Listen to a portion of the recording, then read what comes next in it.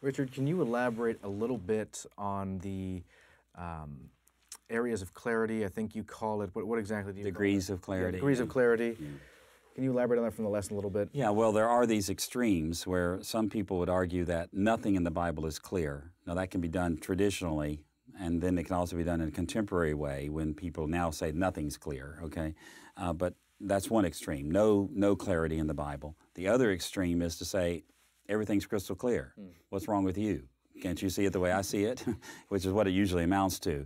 Because there are people that just go crazy over how much they think they understand about the Bible over here, okay? So you've got those extremes, and the traditional Protestant view is that there are degrees of clarity in the Bible, so that not all of the Bible is as clear as other parts of the Bible. And again, the sort of traditional way of thinking about that is that what's necessary or essential for salvation is clear in one part or another in the Bible. See, that's saying a whole lot right there. I mean, because you're saying that first, that what a person needs to know to be saved to everlasting life is clear in the Bible, but not clear everywhere. It's clear in one place or another. Okay, and so that's very interesting to me, because it's the sort of thing where you end up sort of saying, okay, well then exactly what parts tell us what part of salvation. But aren't there areas though that are clear but don't really have to do with the dogmatic, if you will, tenets of salvation? For instance, the creation is a fairly clear that God created the world. Yeah.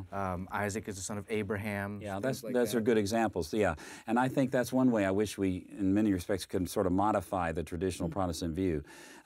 What's essential for salvation is clear in one place or another, but then there's a ton of other things that are clear too. Like you say, who was the son of Abraham? Well, that's pretty clear, okay? And so I would want to argue, like you're saying here, that there are lots and lots of things in the Bible, but the focus has been on what's essential for salvation. But let me say this, because I think this is important.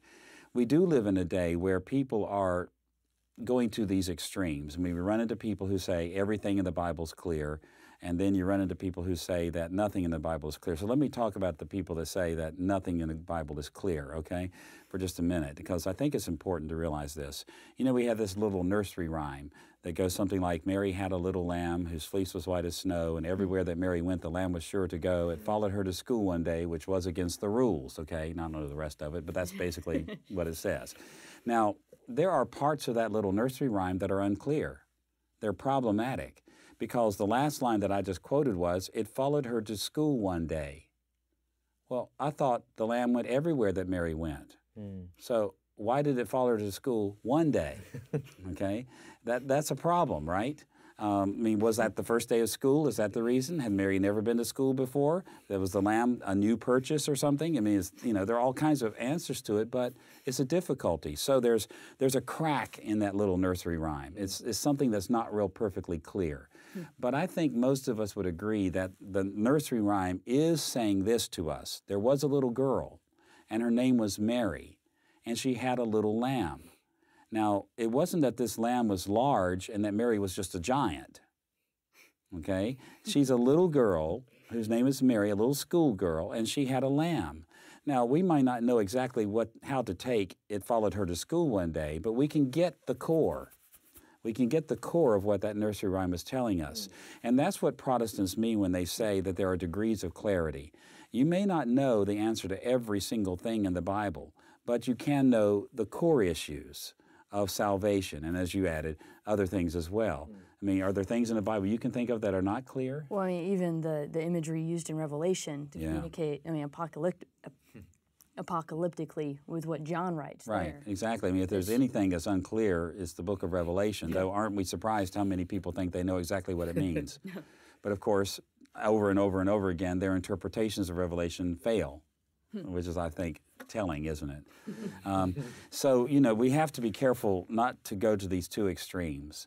Early Protestants sort of overstated the amount of clarity there was in the Bible because they were resisting the Roman Catholics who were arguing nothing's clear, that's why you need the church to make it clear. And they resisted that by going sort of to the other extreme early on, saying, no, it's perfectly clear. Any fool, any farmer can read it, okay? And of course, the problem with that was that the Reformers started finding themselves disagreeing among themselves.